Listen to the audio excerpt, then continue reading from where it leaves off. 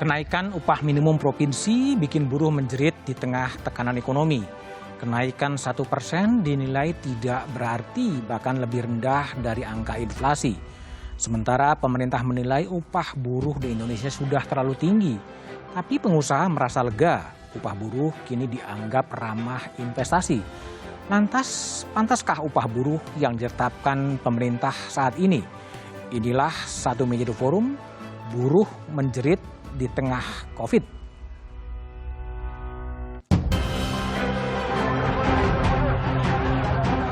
Di mana kenaikan ini 1,009% adalah kenaikan yang sangat tidak manusiawi. Jauh sebelum Undang-Undang Cipta Kerja ini disahkan, kami sudah menyampaikan bahwa undang-undang ini adalah melanggar konstitusi, tidak partisipasif. Besaran upah minimum saat ini hampir di seluruh wilayah Indonesia ini sudah melebihi median upah. Bahkan Indonesia menjadi satu-satunya negara dengan Cash Index lebih besar dari 1.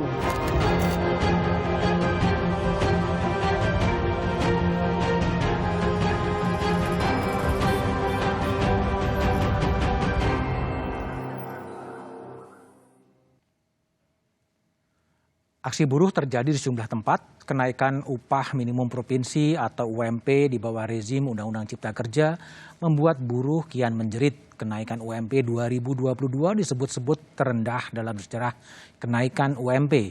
Pengusaha pun mengalami beban berat akibat pandemi. Itulah tema yang saya angkat dengan sejumlah narasumber yang telah hadir di studio. Ada Dita Indasari, staf khusus Menteri Tenaga Kerja. Malam, Dita. Di ujung sebelah kiri ada Ketua Umum Apindo, Mas Haryadi Sukamdhani. Malam, Mas Haryadi. Lalu di sebelah kanan saya ada Mbak Nining Elitos, Ketua Umum Kongres Aliansi Serikat Buruh Indonesia. Malam, Mbak Nining. Selamat malam, Mas. Melalui sambungan Zoom ada Nabila Rizfa Isati, pakar perburuan Universitas Gadjah Mada Yogyakarta. Malam, Nabila. Malam. Ya, oke. Lalu kemudian ada juga Wakil Ketua Komisi 9 DPR dari fraksi Partai Golkar, Melki Lakalema. Malam, Melki. Belum hadir? Oke, Melki nanti akan bergabung setelah ini. Saya akan mulai diskusi dengan Dita Indasari. Dita, ini kenaikan UMP 2022 dianggap terlalu rendah dan dianggap tidak layak ya, antara lain oleh protesnya Gubernur Jakarta Mas Anies Baswedan juga terhadap itu. Sebenarnya bagaimana sih formula atau asal-usul sehingga muncul kontroversi seperti itu? Ya, terima kasih Mas Budiman. Jadi posisi saya ini sendiri sudah di tengah. Oke. Jadi berarti pemerintah ya? Mudah-mudahan posisi duduk ini mencerminkan posisi pemerintah juga. Syukur, ya amin. Jadi menjaga keseimbangan antara. Iya, saya juga di tengah. Dengan Pak Haryadi, Mas kan host. Nah iya, jadi memang begini. Setiap kali kita mau membuat sebuah perubahan yang agak mendasar, itu pasti akan ada reaksi. Oke. Karena ada teman-teman atau dari pengusaha juga ya yang menginginkan agar situasi pengupahan yang lama tetap berjalan. Tapi kita memang harus melakukan perubahan, Mas. Karena apa? Yang pertama, harus dibedakan dalam soal pengupahan ini, mana yang bagian publik, rezim publik, mana yang rezim privat. Yang rezim publik adalah upah minimum. Kenapa? Rezim publik, oke. Ya, rezim publik itu artinya diatur oleh pemerintah, diawasi oleh negara, diurus oleh negara, pemerintah. Kenapa? Karena memang dia safety net. Jadi dia batas bawah yang nggak boleh lebih rendah dari itu, kriminal kalau lebih rendah dari itu, supaya anak-anak yang masa kerjanya kurang dari 1 tahun tidak boleh digaji kurang dari itu. Tapi ada rezim privat, wilayah perjanjian, bipartit antara Mbak Nining dengan Pak Haryadi, yaitulah di atas upah minimum untuk anak-anak yang masa kerjanya di atas 1 tahun, yang sudah punya kompetensi lebih, yang sudah punya sertifikasi pelatihan, pengalaman kerjanya sudah ada, pendidikannya sudah lumayan tinggi. Nah, mereka ini adalah kelompok yang memang harus bernegosiasi antara Mbak Nining dengan Pak Haryadi untuk mendapatkan upah di atas upah minimum. Itu yang kami sebut upah berdasarkan produktivitas. Nah, selama ini upah minimum kita itu kan memang bergerak persentase pergerakan kenaikannya ya, bukan nominalnya, tapi kenaikannya itu cepat. Karena metode pengukuran yang dipakai itu menggunakan skala nasional. Jadi inflasinya inflasi nasional, pertumbuhan ekonominya nasional. Misalnya Sumatera Barat, inflasinya di 2018 itu 2,6%.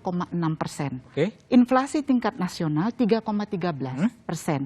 Ketika menghitung upah minimum di Sumatera Barat, yang dipakai bukan 2,6, yang dipakai 3,13%. Oke. Sama di Jawa Timur, sama di Jawa Tengah. Artinya itu nggak mencerminkan daerah. Padahal ada daerah yang speednya cepat. Jadi apa alat ukurnya untuk penetapan UMP itu sebenarnya apa aja indikatornya? Indikatornya kan tercantum di PP 36 yang Mbak Nini juga sering protes ini. Pak Haryadi juga kadang-kadang protes sama kita. Nah, PP itu membuat upah minimum itu lebih ke lokal base, lokal fokus ketimbang ke nasional. Jadi ada kita hitung selain inflasi atau pertumbuhan ekonomi, kita hitung juga angka konsumsi rumah tangga, jumlah anggota keluarga yang bekerja di dalam satu rumah tangga di daerah itu, taruhlah misalnya di Sleman misalnya. Kemudian purchasing power-nya, tingkat kemampuan daya beli dan sebagainya. Nah, itulah yang berdasarkan data statistik daerah, itu yang dijadikan rumus. Sehingga ketika keluar angkanya, angka itu kita nilai, kita anggap secara saintifik memenuhi unsur-unsur kemampuan lokal. Kemampuan lokal ya. Oke, baik. Kita coba dengar ya bagaimana sebetulnya pernyataan dari Menteri Tenaga Kerja Ida Fauziah soal posisi upah minimum di Indonesia yang lebih tinggi dibandingkan dengan negara-negara lain. Mungkin bisa diputar. Besaran upah minimum saat ini hampir di seluruh wilayah Indonesia ini sudah melebihi median upah. Bahkan Indonesia menjadi satu-satunya negara dengan Cates Index lebih besar dari 1, di mana idealnya berada pada kisaran 0,4 sampai dengan 0,6, sekitar 40-60% di bawah upah median upah. Kondisi UM yang terlalu tinggi, saya kira teman-teman tahu ini menyebabkan sebagian besar pengusaha kita tidak mampu menjangkaunya dan akan berdampak negatif terhadap implementasi di lapangan. Itulah pernyataan dari Menteri Tenaga Kerja Ida Fauziah. Kita coba lihat bagaimana posisi Indonesia untuk upah di negara-negara ASEAN. Itu dibandingkan dengan Malaysia ya sekitar kalau dirupiahkan 3,8 juta, kemudian di Thailand 3,7 juta, Filipina sekitar 2 juta, Vietnam sekitar 1,8, Indonesia 1,5, Myanmar sekitar 1,1. Mbak Nining, ini tadi mengatakan upah buruh Indonesia sudah relatif tinggi dibandingkan negara-negara lain. Bagaimana menurut Anda sebetulnya? Iya, saya mewakili dari perwakilan Serikat Buruh ya. Pertama, rasa prihatin yang mendalam tentu kami. Prihatin terhadap apa? Kaitan dengan statement dari Ibu Menteri gitu ya, bahwa upah Indonesia sudah cukup tinggi. Padahal kita cuma hanya di atas Myanmar gitu ya. Tapi kalau dibanding dengan di berbagai macam kota dan daerah gitu, sangat tidak terjadi keseimbangan sebenarnya.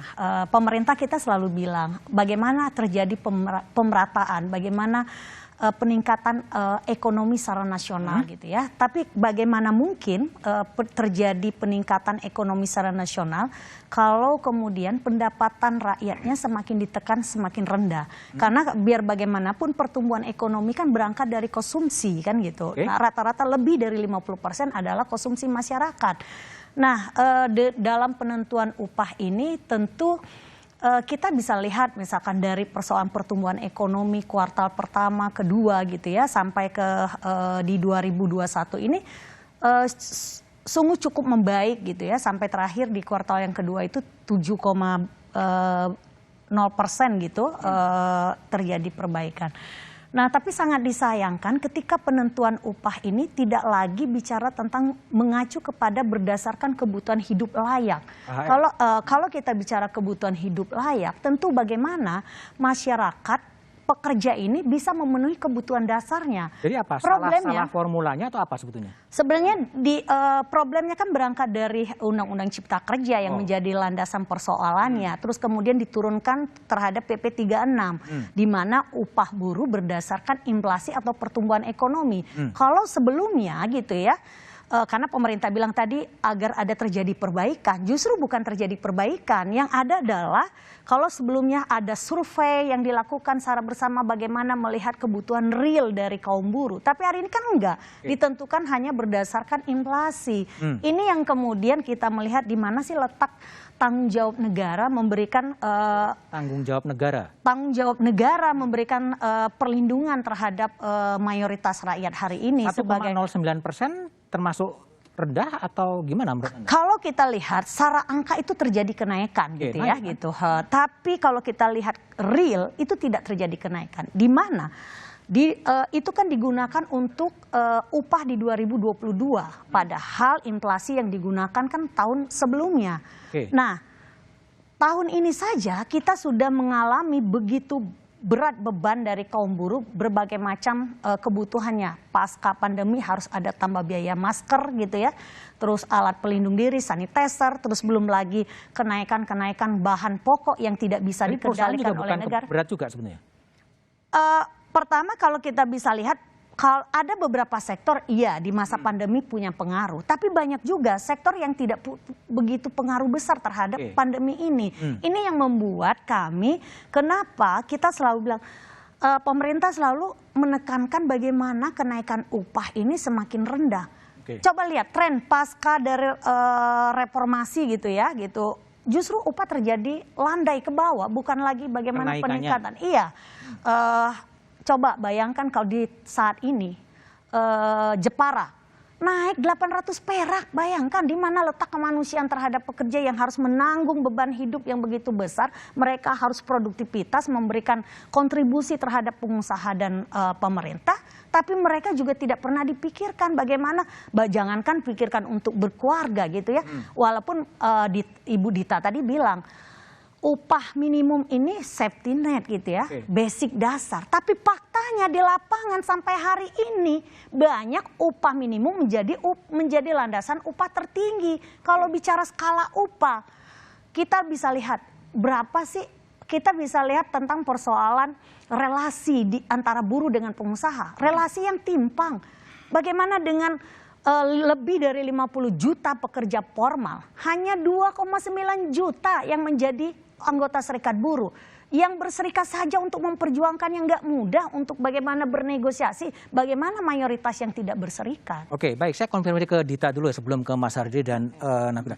Tadi ada gugatan soal keberpihakan negara, seharusnya mengayomi dan melindungi.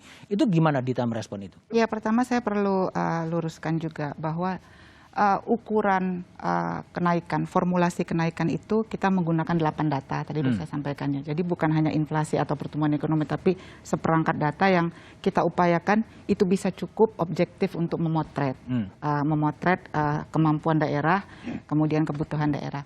Yang kedua begini Mas, jadi kita ini berharap sekali dengan situasi upah minimum yang baru ini. Kita sangat berharap bahwa kedua belah pihak, Mbak Nining dan Pak Haryadi, itu bisa memperkuat bipartit.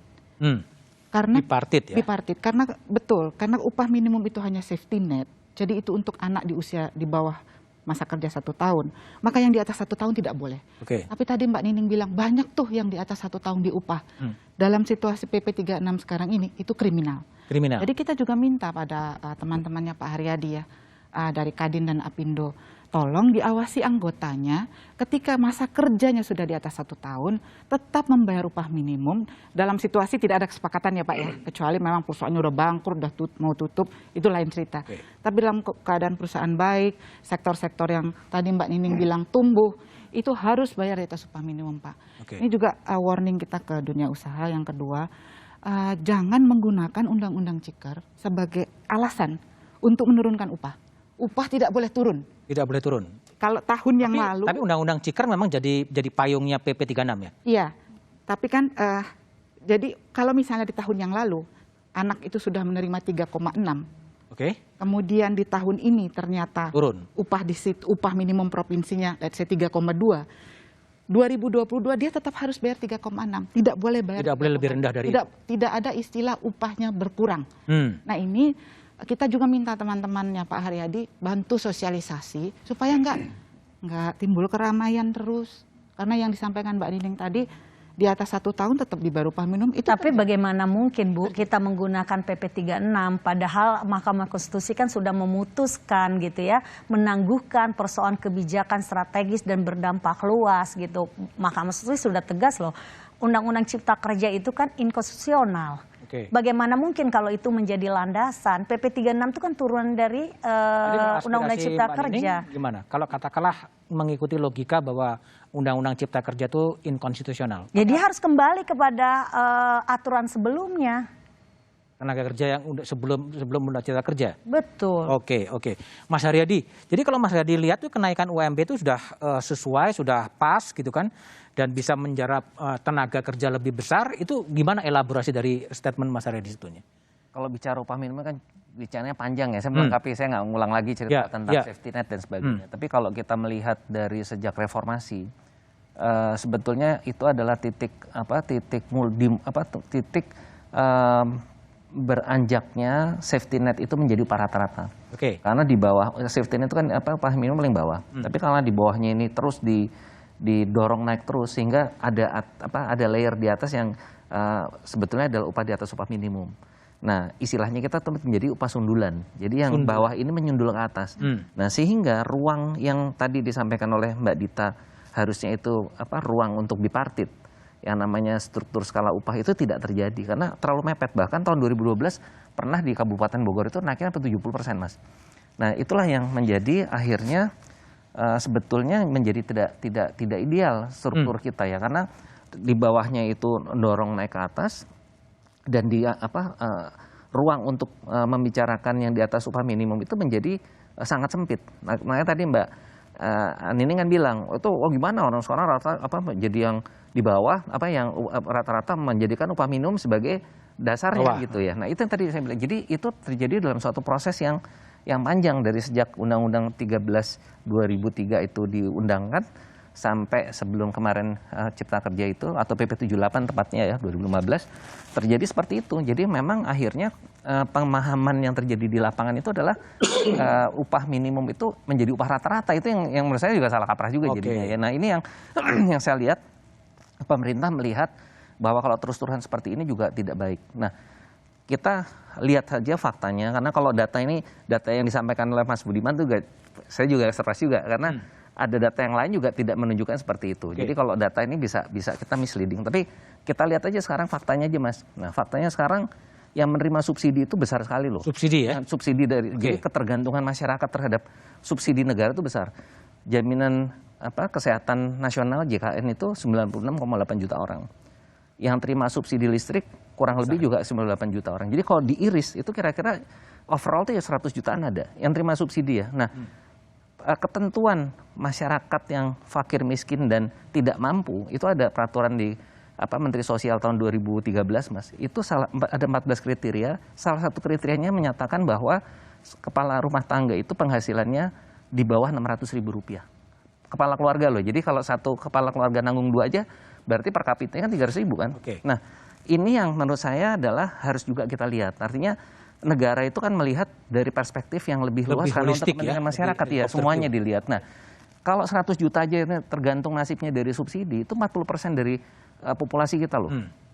Nah, ini yang perlu kita lihat. Jadi saya ingin sampaikan sebetulnya adalah message-nya tidak hanya semata-mata kita melihat dinamika dari upah ya minimum. Tadi saya sampaikan upah minimum karena sekian lama hampir 20 tahun lebih menjadi upah rata-rata, ini jadi salah mispersepsi gitu. Ya, oke. Baik, saya ke Nabila Rizfa Isati, pakar perburuan UGM. Mbak Nabila, jadi kalau Mbak Nabila lihat ini formulasi kenaikan UMP 2022 ini menimbulkan kontroversi, sebetulnya di mana sih duduk persoalannya? Tapi analisis Nabila setelah jeda berikut ini saja.